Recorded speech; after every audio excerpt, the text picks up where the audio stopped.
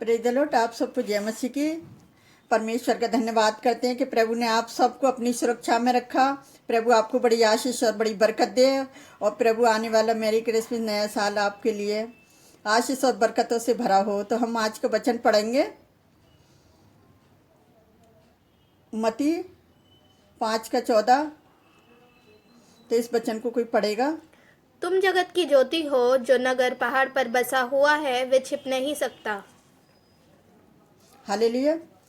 अगर हम 16 में पढ़ेंगे तो उसमें इस प्रकार से लिखा हुआ है कि उसी प्रकार तुम्हारा उजाला मनुष्यों के सामने चमके कि वे तुम्हारे भले कामों को देखकर तुम्हारे पिता की जो स्वर्ग में है बड़ाई करे।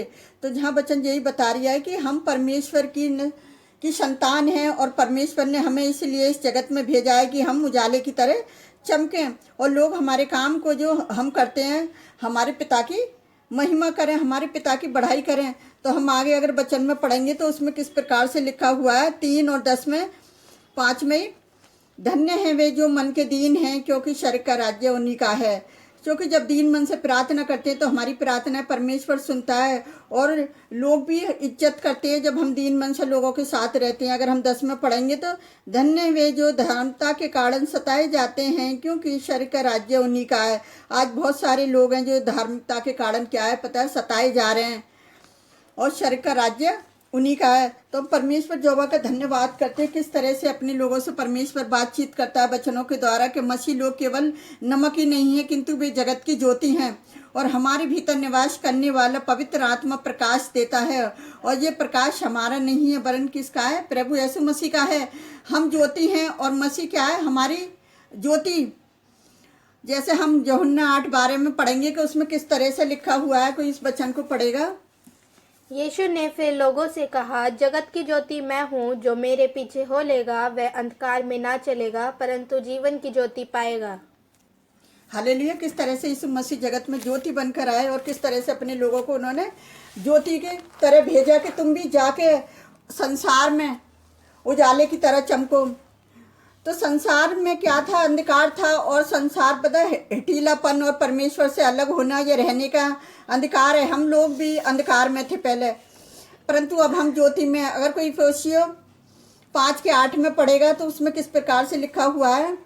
क्योंकि तुम तो पहले अंधकार के थे, परंतु अब प्रभु में ज्योति हो, अर्थात ज्योति के संतान के समान चलो। आमीन। अगर हम इफिसियों 2:15 में लिखेंगे तो उसमें लिखा हुआ है कि परमेश्वर किस तरह से अपने लोगों के जीवन में कार्य करता है। कि इस वचन को कोई पढ़ेगा 15 को? ताकि तुम निर्दोष और भोले होकर टेढ़े और हठीले लोगों के बीच परमेश्वर के निष्कलंक संतान बने रहे, जिनके बीच में तुमको जीवन का वचन लिए हुए जगत में जलते दीपक के समान दिखाई देते हो। हालेलुया। किस तरह से परमेश्वर ने अपने हमें स्त्री पुरुष सभी को परमेश्वर का मार्ग का एक उद्धार दिखाने के लिए यीशु मसीह इस जगत में क्या करा? प्रकाश बनकर आया, और अपने वचन और कर्मों से पता है गवाही देना, अपना उदाहरण प्रस्तुत करने के द्वारा अपना प्रकाश चमकाते हैं।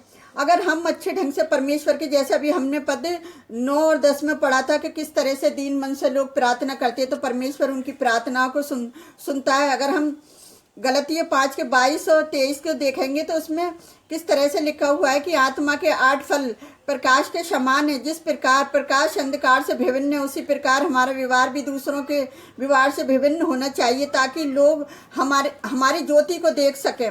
हमारी कलेशियाँ वे पहाड़ पर बसे हुए नगर के समान होनी चाहिए। लोग हमारी ज्योति है, और मसीह हमारी ज्योति के पीछे चलने वालों के लिए कह रहा है कि एक चलने वाले लोग पता है क्या उद्धार प्राप्त करेंगे, और हमारी ज्योति के पीछे चलने पर भी वह अंधकार से बच सकेंगे। लेकिन हम जब तक हम ज्योति में नहीं चलेंगे, जब तक हम यीशु मसीह के पीछे नहीं चलेंगे, जब तक हम अंधकार से नहीं बच सकते। परमेश्वर ने मसीह को इस संसार में सभी स्त्री और पुरुषों को बचाने के लिए भेजा, जैसे यूहन्ना 3:17 में लिखा है। क्योंकि परमेश्वर ने मसीह को भेजा, इसलिए मसीह हमें भेजता है। यूहन्ना अगर पढ़ेंगे हम, यूहन्ना 17:18 में किस प्रकार से लिखा हुआ है? जैसे तूने मुझे जगत में भेजा, वैसे ही मैंने भी उन्हें जगत में भेजा। हालेलुया। अगर हम 20:21 में पढ़ेंगे यूहन्ना में, तो यीशु ने फिर उनसे कहा, तुम्हें शांति मिले। जैसे पिता ने मुझे भेजा है, वैसे ही मैं भी तुम्हें भेजता हूँ। हालेलुया। इसलिए हम अपनी ज्योति को ना छिपाएं। जिस तरह से नमक व्यर्थ है, उसी तरह भी एक कटोरे के नीचे छुपा कर रखा गया दीपक भी क्या है, व्यर्थ है। मसीह का प्रकाश नहीं चमकता, वही मनुष्य मसीह बेकार है, वो मसीह लोग बेकार हैं, वे फल नहीं लाते। किस तरह से फल के उस वृक्ष के समान हैं जो कभी भी फल नहीं लाता, जैसे यूहन्ना 15:5-6 में लिखा हुआ है कि वो कभी भी प्रकाश रहित नहीं हो सकते, कभी भी फल रहित नहीं हो सकते। ऐसे व्यक्ति सच्चे मसीह नहीं हो सकते। हमें लगातार अपने आप से क्या पूछना चाहिए कि मेरा प्रकाश चमक रहा है या नहीं, क्या मेरा दीपक में तेल है कि नहीं, क्या मैं लगातार प्रार्थना में है कि नहीं हूँ। पवित्र आत्मा का तेल हमारा प्रकाश है, पवित्र आत्मा के बिना नहीं चमक सकता। तेल का उपयोग में आते रहना है और प्रतिदिन हमें क्या करना है, अपने दीपक में तेल डालते रहना जरूरी है। हम पवित्र आत्मा से भरपूर रहने की आवश्यकता है, जैसे इफिसियों 5:18 में। हमें क्या करना है कि हमें दूसरे लोगों से ये भी कैसे मालूम कर सकते हैं कि हम पवित्र आत्मा में हैं या नहीं। हम अपने अच्छे और बुरे कार्यों के द्वारा पहचाने जा सकते हैं कि हम संसार में किस तरह से सेवकाई कर रहे हैं, किस तरह से के कामों को हम कर रहे हैं। और यदि हम दीनता निर्मता के साथ काम नहीं कर रहे तो हम मसीह की ज्योति को नहीं चमका सकते, क्योंकि मसीह हमारे लिए ज्योति बनकर आया और उसने ज्योति को इस तरह से लोगों को भेजा कि जाओ मैं तुम्हें इस जगत में भेजता हूँ। उसने हमें भेड़ियों के भेष में अपनी भेड़ों को भेजा कि जाओ इन हठीले लोगों के बीच में, और उसने हमें ऐसा आत्मा दिया, पवित्र आत्मा, जो लोगों को नहीं दिखता। लोग तो बुरा भला कहते हैं, लेकिन परमेश्वर जो है हमारा सब कुछ जानता है कि हम किस तरह से सेवा कर रहे हैं। तो जो लोग सच्चे मसीह नहीं हैं, जिनके अंदर यीशु मसीह का उजाला नहीं चमकता और यीशु मसीह की ज्योति उनमें नहीं चमकती, इसीलिए पहले उनमें यीशु मसीह की ज्योति चमकनी चाहिए। यीशु मसीह की ज्योति भले कार्य हैं जो हम दीनता नम्रता से करते हैं, और परमेश्वर हमारे इन कामों को ग्रहण करता है जब हम लोगों के पास वचन को लेकर जाते हैं, जो कि परमेश्वर का वचन सलोना है। अगर कोई ग्रहण करता है तो ठीक है, आशीषित पाएगा, नहीं ग्रहण करेगा तो वो आशीषित नहीं होगा, क्योंकि संसार तो पहले ही दोषी ठहर चुका है। तो मैं परमेश्वर का धन्यवाद करती हूँ कि परमेश्वर हमें कैसे कैसे लोगों के पास भेजता है। तो मैं आपको एक गवाही बताना चाहती हूँ कि अचानक से एक लेडीज़ की तबीयत खराब हो गई थी, और वो लेडीज़ बड़ी अंधभक्त थी, और उस लेडीज़ को मैंने देखा हर समय, वो पता है अपने देवी देवताओं की पूजा करने वाली लेडीज़ थी, और वो अचानक से ही क्या हुआ था, एक दिन बीमार हो गई।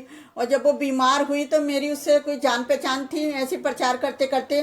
तो उस दिन उसने मेरे पास फ़ोन करा कि दीदी मेरी बहुत ज़्यादा तबीयत खराब है, मैडम आप मेरे लिए प्रार्थना करो।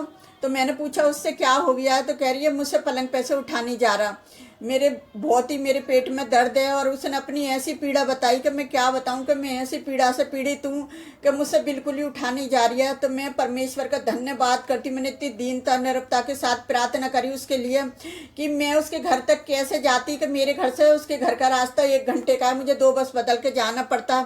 लेकिन मैंने उससे कहा कि मैं प्रार्थना करती हूँ फ़ोन पर ही, और मैंने उसके लिए फ़ोन पर प्रार्थना करी, और परमेश्वर ने उसके जीवन में कार्य किया। और मैंने उससे प्रार्थना कही कि तू भी प्रार्थना कर। परमेश्वर कहते हैं ना, सामने वाले का विश्वास और अपना विश्वास दोनों होना चाहिए। तो कहती है हाँ दीदी मैं भी प्रार्थना करूंगी, मुझे बताओ। मैंने उसे बताया कि परमेश्वर का धन्यवाद कर कि परमेश्वर पिता तू ही है जो मुझे बचा सकता है इस संसार में। और जब उस लेडीज ने भी प्रार्थना करी, और जब मैंने उसके पास कॉल करी कि तुम्हारी तबीयत कैसी है, तो वो कह रही मेरी तबीयत पहले से बेहतर है।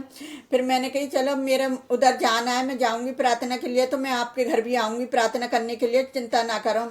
तो कहती है हाँ आप मेरे घर पे आके मेरे लिए प्रार्थना करना। मैं परमेश्वर का धन्यवाद करती हूँ कि मैं बस में जब जा रही थी उसके घर पे, तो मैं परमेश्वर से प्रार्थना करती हुई जा रही, प्रभु जी वो लेडीज है ना, मुझे पलंग पर नहीं लेटी मिलनी चाहिए, मुझे पूरी तरह से स्वस्थ और चंगी मिलनी चाहिए। तो मैं परमेश्वर का धन्यवाद करती हूँ कि जब हम विश्वास के साथ किसी के लिए प्रार्थना करते हुए जाते हैं और परमेश्वर की आत्मा से भरे हुए जाते हैं, तो परमेश्वर हमारी प्रार्थनाओं का उत्तर देता है। तो मैं धन्यवाद करती हूँ अपने परमेश्वर जोबा का कि जब मैं उसके घर पर गई तो वो लेडीज़ मुझे भली चंगी मिली। और उसने पता है जब हम गए तो हमारे लिए धन्यवाद के उसने क्या बलिदान चढ़ाया होगा हमारे आगे, उसने मिठाई रखी जाके। तो मैंने कही आपने जब मिठाई क्यों रखी है, तो कहती है नहीं मेरी इतनी ज़्यादा तबीयत खराब थी और मैं प्रार्थना से ठीक हो गई। मैं कह रही परमेश्वर का धन्यवाद करो कि प्रभु ने ठीक करा है, हम तो सिर्फ प्रार्थना कर सकते हैं, जो भी कुछ कर सकता है परमेश्वर कर सकता है। तो पहले मैंने उस मिठाई को खाने से पहले मैंने सोचा मैं आपके लिए प्रार्थना करती हूँ। फिर उस लेडीज ने कहा कि हाँ अच्छा है, तुम मेरी फैमिली के लिए और मेरे लिए प्रार्थना करो। जब मैंने उसके लिए और प्रार्थना करी, परमेश्वर ने उसके चेहरे पे ऐसी चमक दे दी, जैसे कहते हैं ना मसीह लोगों को भेजा, तुम भी जगत में ऐसे चमको जैसे यीशु मसीह चमकता। और उसने हमारी चमक को देखा, इतना प्यार कर रही वो उसकी फैमिली, ऐसे फैमिली मिल गई उसे हमें कि मतलब वो ऐसे बोले जैसे हमारी काफ़ी टाइम से उनसे हमारी जान पहचान है। और उसके बच्चे भी मुझसे ऐसे घुल मिल गए थे जैसे मेरी जाने कितने दिन से उनसे जान पहचान है। तो ये सब परमेश्वर कराने वाला है। और परमेश्वर ने इस संसार के लोगों को बचाने के लिए परमेश्वर ने जगह जगह अपने प्रचारकों को भेजा है कि जगत में ज्योति की तरह चमको और दीनता नरपता के साथ सच्चे मन से एक दूसरे के लिए प्रार्थना करो, तो परमेश्वर स्वर्ग के झरोकों से तुम्हें ऐसी आशीष की वर्षा करेगा कि कोई तुम्हें छूने नहीं पाएगा। अगर कोई तुम्हें छुएगा तो वचन में लिखा है कि वो मेरी आँख की पुतली को छुएगा। तो मैं परमेश्वर का धन्यवाद करती हूँ इस गवाही के लिए। परमेश्वर ने बहुत चमत्कार करे हैं। तो मैं एक एक गवाही आपको समय की वजह से नहीं देना चाहती, इतनी गवाही कि मेरा समय लंबा हो जाता है। तो आइए हम आप सबके लिए प्रार्थना करते हैं, बाकी गवाहियों को मैं बाद में बताऊंगी। Hallelujah hallelujah. धन्यवाद करते राजाओं के राजा प्रभुओं के प्रभु, आपकी स्तुति आपकी तारीफ हो, आपकी प्रशंसा हो खुदावन। किस तरह से आपने उस लेडीज के जीवन में कार्य किया प्यारे पिता परमेश्वर। मैंने उसकी पीड़ा को आपके सम्मुख रखा खुदावन और आपने उस पीड़ा से उसे छुड़ाया प्यारे पिता परमेश्वर। आपने उस बीमारी से उसे चंगाई दी प्यारे पिता परमेश्वर के। किस तरह से वो बता रही थी कि मेरे पेट में जो टाँके हैं उस टाँकों में भयंकर तरीका से दर्द हो रहा है प्यारे पिता परमेश्वर। उस दर्द से आपने उसे राहत दी और उसे पूरी तरह चंगाई दी और आपने उसे छुटकारा दिया प्यारे पिता परमेश्वर। और आप हमें अपनी सुरक्षा में लेकर गए उसके घर पर प्यारे पिता परमेश्वर। उसकी पूरी फैमिली के लिए आपने प्रार्थना के लिए भी धन्यवाद करते प्यारे जो परमेश्वर। आज संसार में जाने कितने लोग हैं इस पीड़ा में प्यारे पिता परमेश्वर। उन सभी लोगों को मैं आपके हाथ में देती हूँ खुदावन कि जगह जगह जाकर तेरे लोग उनके लिए प्रार्थना करें और वो भले चंगे हो जाएं यीशु नासरी के नाम से। पिता मैं सारे संसार के बीमार लोगों को आपके समय के लेकर आ रही प्यारे पिता परमेश्वर। जो लोग आपका वचन उन तक नहीं पहुंचाने दे रहे प्यारे पिता परमेश्वर, आज बहुताई से आपका वचन उन लोगों तक पहुंचे प्यारे पिता परमेश्वर जो अंधकार में है प्यारे पिता परमेश्वर। आपने अंधकार में से निकालने के लिए यीशु मसीह को ज्योति बनाकर भेजा पिता। हम ज्योति की संतान है मेरे पिता परमेश्वर। इस संसार में हम उजाले की तरह चमकने पाए प्यारे पिता परमेश्वर। मैं हर एक जन को आपके हाथ में देती हूँ। जितने मसीह विश्वासी लोग एक दूसरे के लिए प्रार्थना कर रहे हैं खुदावन, आज वो ज्योति की तरह चमकने पाए प्यारे पिता परमेश्वर की उनकी प्रार्थना करना व्यर्थ न जाए मेरे खुदावन। मेरे सेनाओं के जवाब परमेश्वर आपके दास दासियों को पिता जो एक दूसरे की बुराई कर रहे हैं पिता, मैं उन लोगों को भी आपके हाथ में देती हूँ। वो ऐसे सच्चे मसीह नहीं है पिता कि वो एक दूसरे की बुराई करते हैं पिता परमेश्वर। आप तो एक दूसरे के आपके वचन में लिखा है कि तुम बुराई को भलाई से जीत लो। तो खुदावन मैं उन सारे झूठे परों के लिए भी प्रार्थना करती हूँ खुदावन कि वो एक दूसरे की बुराई ना करें, वो आपसे डरे खुदावन की पलटा लेना आपका काम है मेरे जवाब परमेश्वर। आप सबकी सहायता मदद है। मेरे देश की सुरक्षा आप है पिता, मेरे देशवासियों की सुरक्षा आप है पिता कि हम सबके लिए आने वाला साल खुशियों भरा साल हो। मेरी क्रिसमस सबके लिए खुशियों भरा साल हो खुदावन। मैं अपनी सारी कलेसिया के लोगों को आपके हाथ में देती प्यारे पिता परमेश्वर। जितने लोग हमारी वीडियो को प्रार्थना को सुनते हैं आपके वचनों को सुनते हैं उनके जीवनों में सौगुना फलवंत हो जाए मेरे जवाब परमेश्वर।